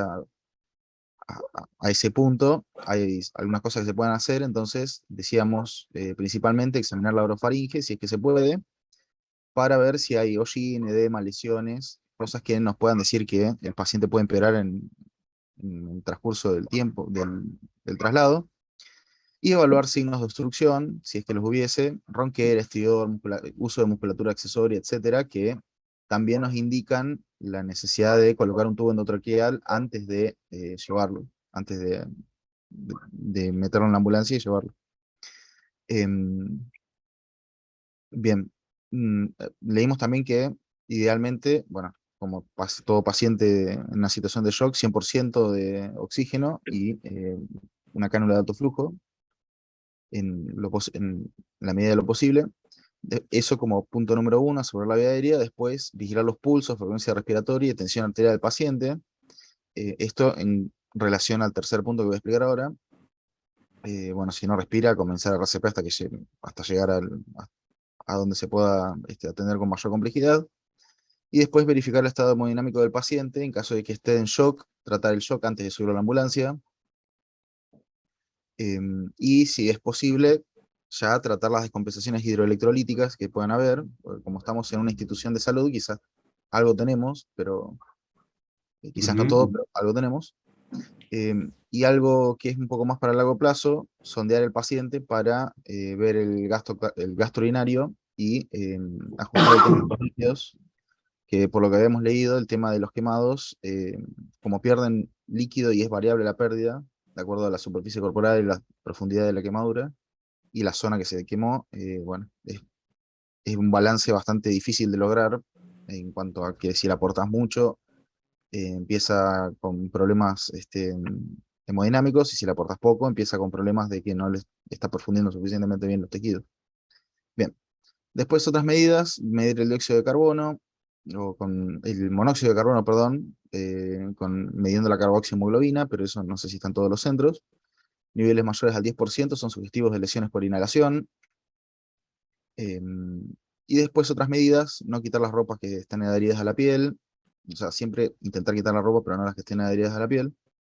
Y monitorear en la medida de lo posible el electrocardiograma para ver alteraciones del electrocardiograma básicamente, con el tema de la insuficiencia de líquidos. En la segunda pregunta, Sí, ¿sigo? No, hay dos cosas que está muy bien lo que plantearon, el tema de la vía aérea es fundamental en un paciente que quemó y tiene las fimbrias quemadas y demás, porque a medida que le vayan pasando líquido va a empezar a haber edema de la vía aérea, y ese edema de la vía aérea va a dificultar, en caso de que haya que ventilarlo, la intubación posterior. Entonces, intubarlo previo a la resucitación hídrica sería lo ideal. Y la otra cosa que no se olviden en los pacientes quemados son dos cosas puntuales. Una es la normotermia. El paciente tiene seguramente una pérdida de calor notable, así como pierde líquido, como lo dijeron muy bien, por la misma quemadura. Entonces hay que asegurarse un abrigo para evitar la hipotermia, que es deleteria del paciente ese. Y la otra, el manejo del dolor. El manejo del dolor es importante. O sea, son tres cosas: la oxigenación y la hemodinamia, el dolor y la normotermia. Perfecto. Sí, seguí, Pablito. Bien, ¿qué objetivo busca con esas medidas? Planteamos varios: evaluar la frecuencia respiratoria, saturación y sensorio para ver si es necesario intubar al paciente y conectarlo a asistencia respiratoria mecánica.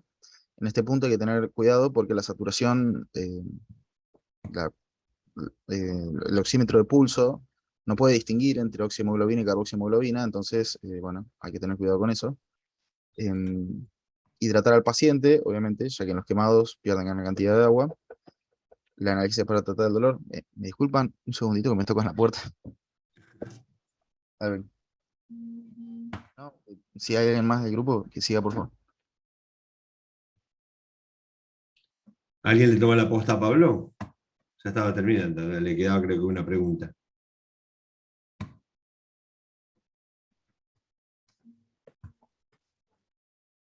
Bueno, le esperamos a Pablo entonces. Profe, sigo yo. Espera un Dale, segundito. Sí, dale, Antonella. Estábamos en el punto 2. ¿Se escucha ahí? Sí, se escucha perfecto.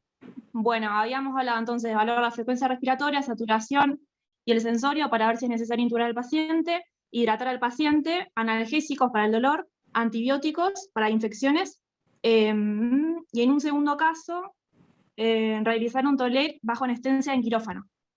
Bien. Ese sería el segundo punto. Bien, y las complicaciones puede ser shock, hipovolémico, infecciones, paro cardiorrespiratorio y descompensación hemodinámica, quizás. Habíamos pensado. Correcto. Acidosis y fluidos insuficientes. Bien. Y ¿alguien quiere comentar algo? Pero está bien, ya les digo, yo creo que el tema de la vía aérea, que ustedes repararon en eso, y el dolor y la analgesia, es fundamental en un quemado, porque obviamente nos afecta, el dolor intenso puede hasta afectar la hemodinamia, ¿no? Bien, bueno chicos. Profe, yo tengo una pregunta. Dígame. La rehidratación en el quemado, ¿cómo es? ¿Es igual que en otro tipo de paciente o se usa la fórmula de Parkland? Sí, en la rehidratación hay dos formas de hacer. Cada servicio adhiere a alguna de las fórmulas. Hay dos fórmulas principales, una se llama de Galveston y otra se llama de Parkland.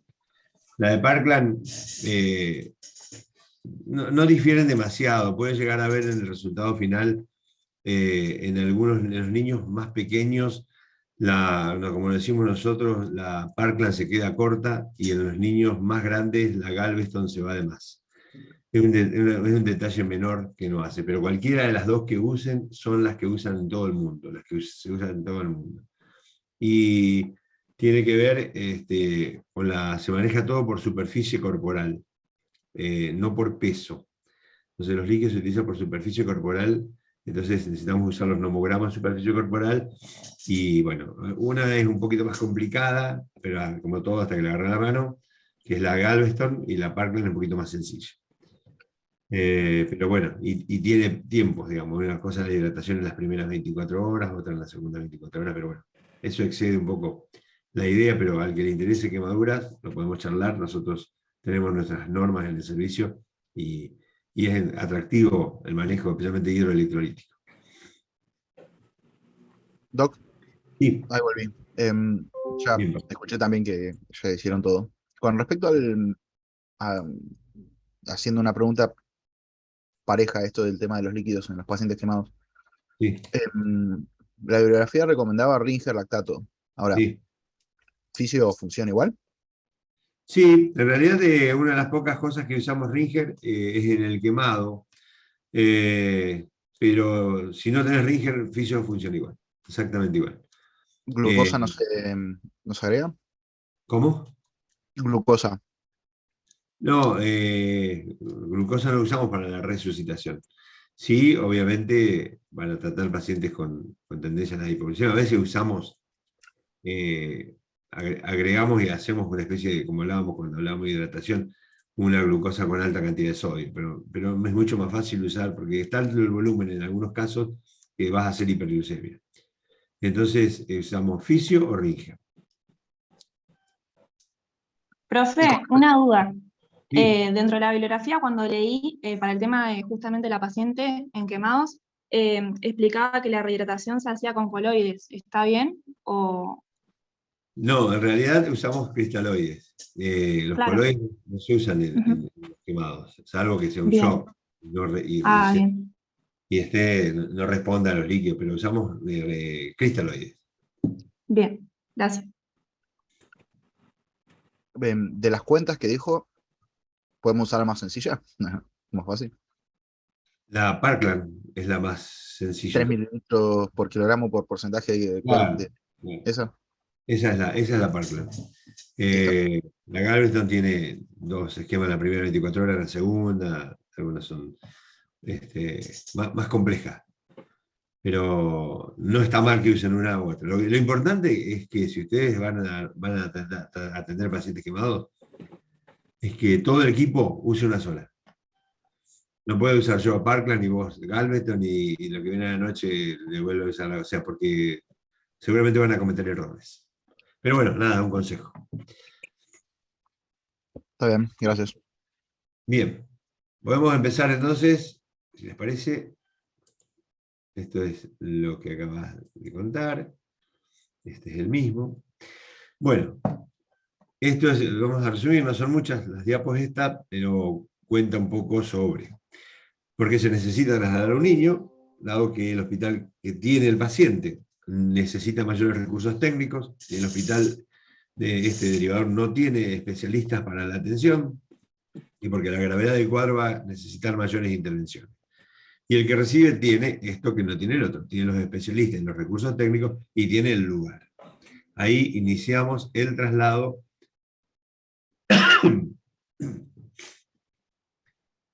Y ahora viene esto, ¿no?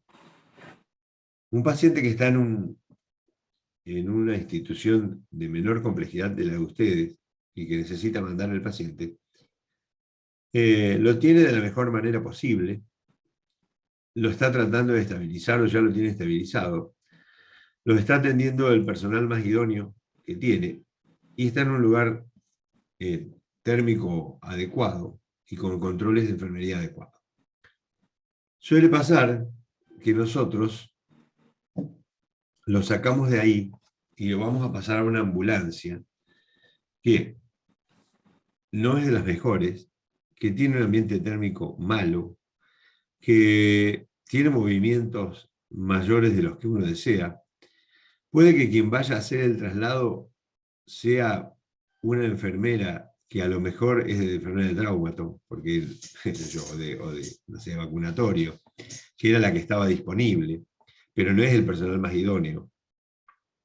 Entonces, lo que nosotros tratamos de hacer es esto, es decir, tratar lo que digo, cuando damos esta charla, es que sepan que la ambulancia, o el medio que ustedes van a utilizar, debería estar por lo menos a la altura de la complejidad técnica y humana del hospital derivador.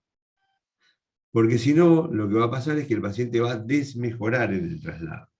Es probable, no digo que siempre, pero es probable. Para eso que damos este tipo de charlas, para que los traslados se hagan lo menos complejos, no los menos complejos, con menos efectos adversos que lo que uno quiere. Algunas cositas. Debe ser realizado una vez que se logró estabilizar el paciente. Nunca derivar a un paciente inestable. Hace poco tiempo, 2 meses, no, menos, un mes, nos querían enviar un paciente de otro lugar que estaba en paro cardíaco. Imagínense que nosotros dijimos, no podemos mandar a un paciente en paro cardíaco. El paciente hay que reanimarlo, sacarlo del paro cardíaco, estabilizarlo, colocarle todas las vías que corresponden, los monitores, y después enviarlo. Paciente en esas condiciones, obviamente que se va a morir, ya está muerto, y va a terminar, va a dar la vuelta a la ambulancia a los 100 metros. Debe ser trasladado por un equipo que conozca el mismo y capaz de resolver las situaciones que puedan presentarse. O sea, tampoco tiene que ser una enfermera o médicos que no tengan el entrenamiento para esto. Como decían ustedes al principio, hay que prever las complicaciones que pueda tener el paciente durante el traslado. Uno tiene que saber si va a perder la vía endovenosa, si va a perder la vía aérea, si va a necesitar más oxígeno, en fin. Entonces uno tiene que ir preparado para eso. Esto tiene que ver con lo que decíamos al principio. Siempre es mejor un hospital que una ambulancia. Y si hay posibilidad de que el paciente desmejore, probablemente lo va a hacer en el traslado. Y lo último, lo que ustedes dijeron también, nada es para siempre, especialmente el oxígeno y las baterías.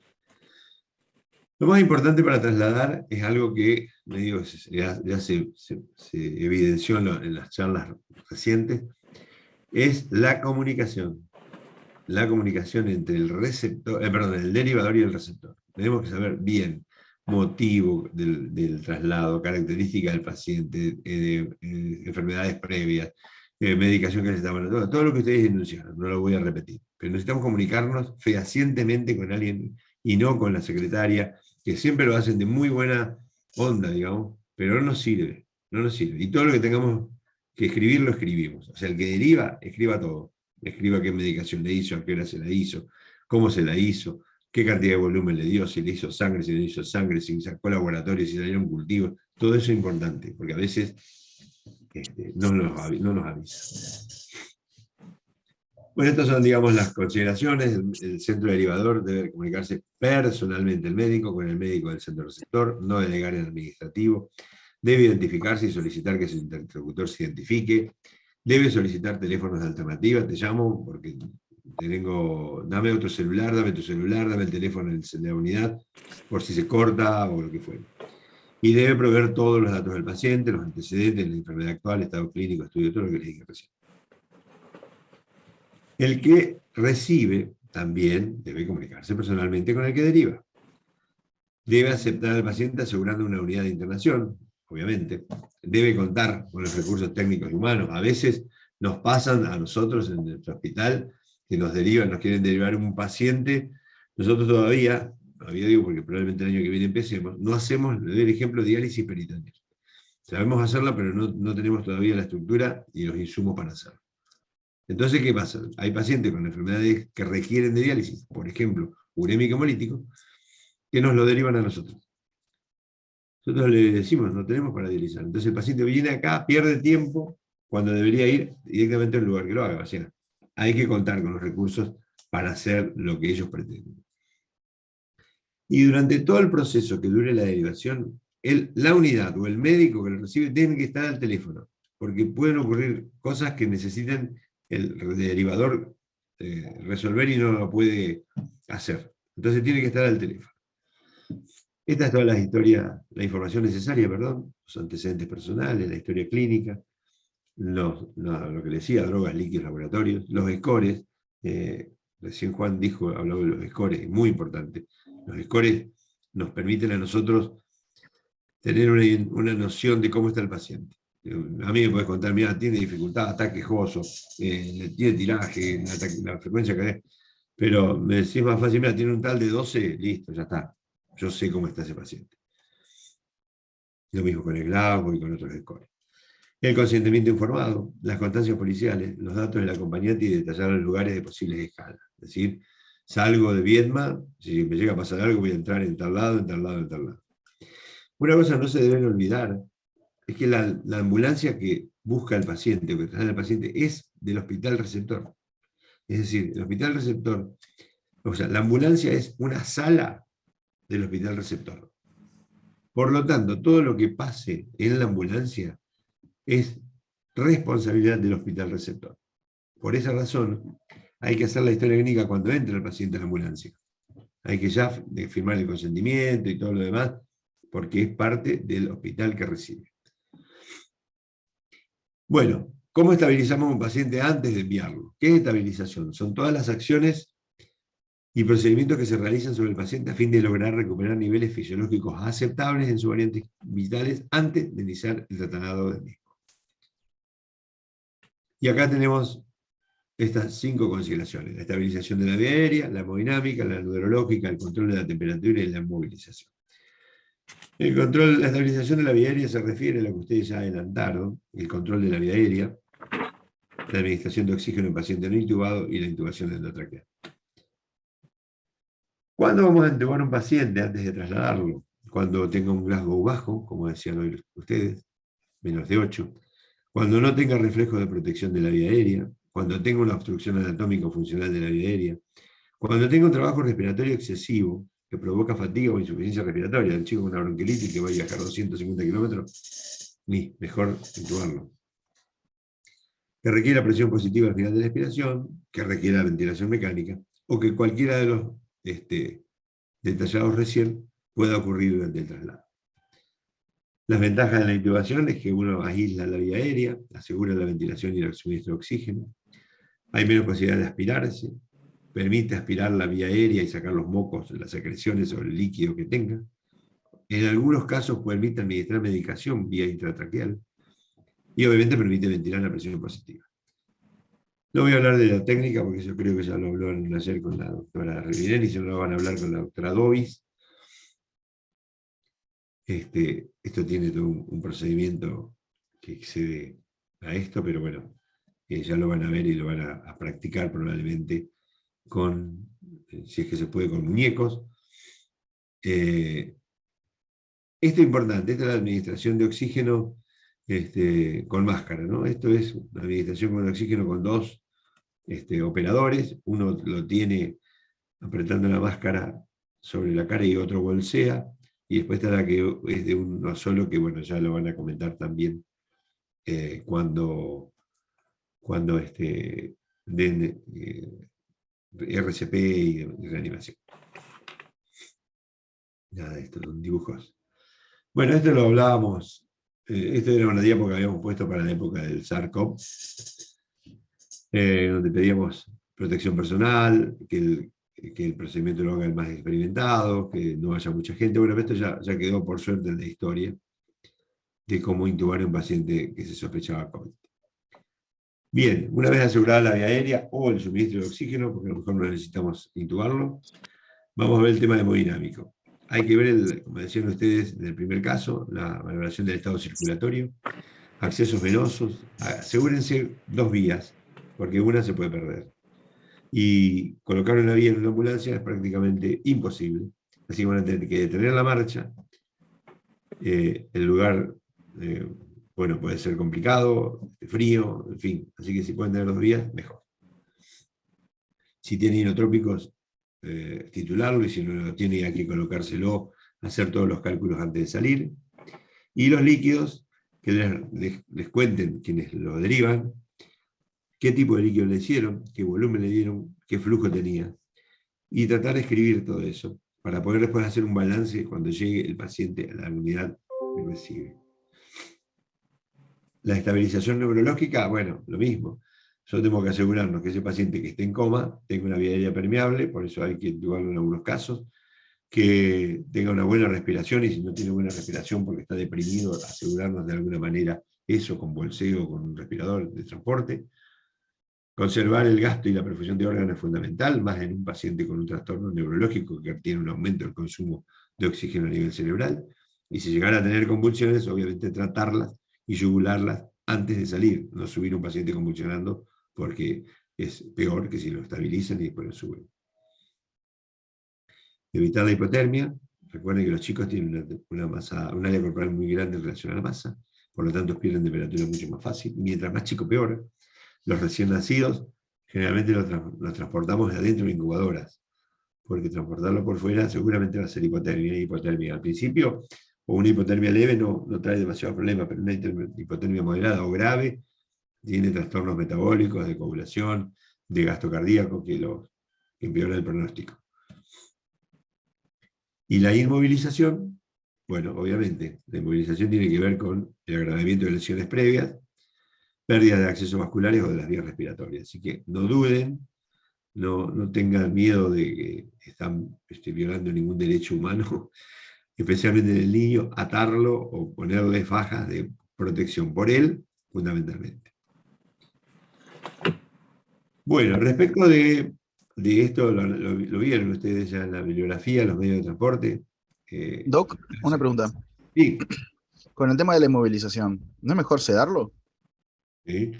Pero aún así, los niños que están doloridos, o que están hipóxicos, que están golpeados, son difíciles. Si lo sedas mucho, probablemente lo tengas que intubar. Entonces, obviamente que está bien el planteo, la sedación y la analgesia, pero la fijación es fundamental. Los ingleses, no sé si ustedes conocen, hay una revista que se llama New England Journal of Medicine, que tiene videos de medicina, videos de cómo colocar una sonda, cómo colocar una vía, cómo intubar, de todo, de adultos y niños, ¿no? Y hay una de inmovilización, y ellos tienen como trajes, que son trajes inflables, que los inmovilizan, porque el paciente no puede doblar cuando los inflan, o sea, no puede doblar los brazos, las piernas, y bueno, obviamente les facilita mucho, no lo tienen que andar atando, pero ellos son caros y nosotros no lo disponemos. Nosotros disponemos la fajita sobre las tablas. Bien. Gracias.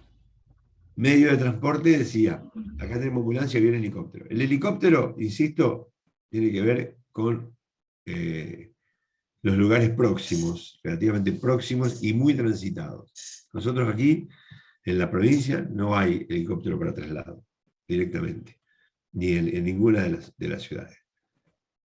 Ambulancia es la que tenemos y con la cual nos tenemos que habituar. Acá la bibliografía habla de hasta 300 kilómetros. Yo le ajusté a 500 porque nuestra provincia tiene distancias de 500 kilómetros y el uso de avión, que parecería que es la panacea, es muy difícil. ¿Por qué es difícil? Bueno, ahora la provincia ha comprado un avión, pero tiene sus limitaciones, no es un avión que esté muy acondicionado para traslado de complejidad. Para el traslado de complejidad usamos aviones que están en Buenos Aires, que son aviones jet, que están presurizados. Pero ¿qué pasa? Cuando uno tiene que hacer un traslado, yo le voy a contar un ejemplo. La paciente en Viedma con un abdomen agudo, una peritonitis. Quería ser derivado aquí a Roca, porque Viedma no tiene cirujanos infantiles, entonces lo tiene que traer aquí. Hablan eso a las 8 de la mañana. Bueno, súbanlo a una ambulancia y mándenlo. No, lo vamos a mandar por avión. Bien, llamaron al avión. El avión no sale al toque, como en las películas. El avión tiene que tener, primero, la disponibilidad del vuelo, segundo, la disponibilidad de aeroparque. Generalmente los aeropuertos son más baratos, la tasa de aeropuerto, a la tarde-noche que a la mañana o al mediodía, porque a esa hora salen los vuelos internacionales. Entonces, generalmente los jets que vienen de Buenos Aires salen a la tarde o a la noche. Los hospitales nuestros, los aeropuertos nuestros no tienen iluminación. Conclusión, este paciente fue retirado de Viedma al otro día a las 10 de la mañana. Vino acá y como no sé qué problema tenía el piloto, lo bajó en Neuquén, no en Roca. Luego que buscarlo en Neuquén. Aquí llegó a las 6 de la tarde del día siguiente. Si hubiéramos subido ese paciente a la ambulancia a las 8 de la mañana del día anterior, a las 6 estaría operado. Demoró un día, las complicaciones fueron bastante importantes, el paciente llegó séptico, no es que tiene una apendicitis, no, la peritonitis, ya estaba séptico. Y tiene que ver con esto, con creer que el avión es más rápido. Sí, más rápido, pero conseguir la logística es mucho más complicado. Bien, las ambulancias terrestres tienen de fácil acceso a la comunicación con cabina fluida, hay buena iluminación, tiene oxígeno, 2 fijos y 1 móviles, tiene energía eléctrica de todos los voltajes, La batería tiene que tener el doble capacidad requerida y tiene que haber un buen equipo de comunicación. El botiquín no lo vamos a detallar, ya lo detalló hoy cuando habló el primer caso el compañero de ustedes. Los oxígenos decíamos 2 fijos y 1 móvil. El móvil es para bajar a buscarlo y traerlo. Esta es una fórmula que está bueno que lo sepan, que es la cantidad de minutos que le va a durar el tubo de oxígeno. Sí, que eso se ve en el manómetro del tubo, se multiplica por 0,28 y se divide por los litros por minuto que este paciente está recibiendo. Y eso le va a dar los minutos de duración. Descartables e insumos para eso.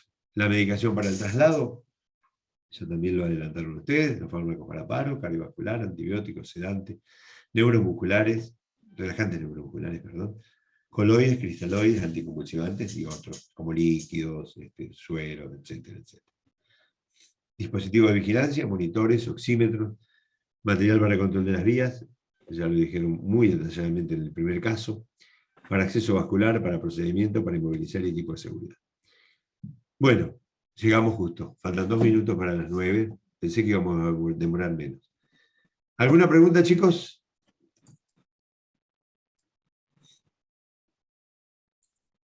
Bueno. Yo, perdón por la música, no es mía. Yo quería preguntar con respecto al traslado de los pediátricos y esto del manejo en la ambulancia, cuando uno asiste a un lugar donde hay varios heridos y por ahí, no sé, por ejemplo, la madre tiene prioridad para salir en la ambulancia y por el tamaño de un bebé, ¿podría trasladarse también en la misma ambulancia? ¿Cuántas personas se pueden trasladar en una ambulancia? Bueno, dependerá de la situación. En realidad, podemos trasladar, todo depende de la complejidad. Si el paciente quiere ir acostado, inmovilizado es una cosa, si puede ir sentado o si puede ir uno acostado, otro sentado con un bebé en brazos, también se puede hacer. Depende, insisto, de la situación. Vos tenés que recurrir al método más seguro dentro de lo que vos disponés. Hace poquito, 2 semanas, digamos, le digo, la dirección del CUI, el CUI está acá a 120 kilómetros, tiene 4 ambulancias, y no sé por qué motivo, mandó las 4 al service, se quedó sin. Hubo un accidente, 40 kilómetros al sur de CUI, y tuvieron que trasladarlo en camionetas con colchones. Entonces, eso obviamente que fue una mala gestión de quien tuvo que hacerlo, pero de la forma que vos puedas hacerlo mejor. Las ambulancias pueden tolerar hasta 2 personas seguro, 3 a veces en caso de que sean personas pequeñas. Perfecto, gracias. Bueno, si no hay preguntas, cortamos acá, ya los cansé demasiado. Mañana y pasado terminan la unidad. Y bueno, cualquier cosa, ustedes saben mis correos, y si necesitan alguna aclaración me mandan o me ven en el hospital, no hay ningún problema. Bueno, muchas gracias, profe. Gracias. Bueno, chicos, Jorge, buenas noches.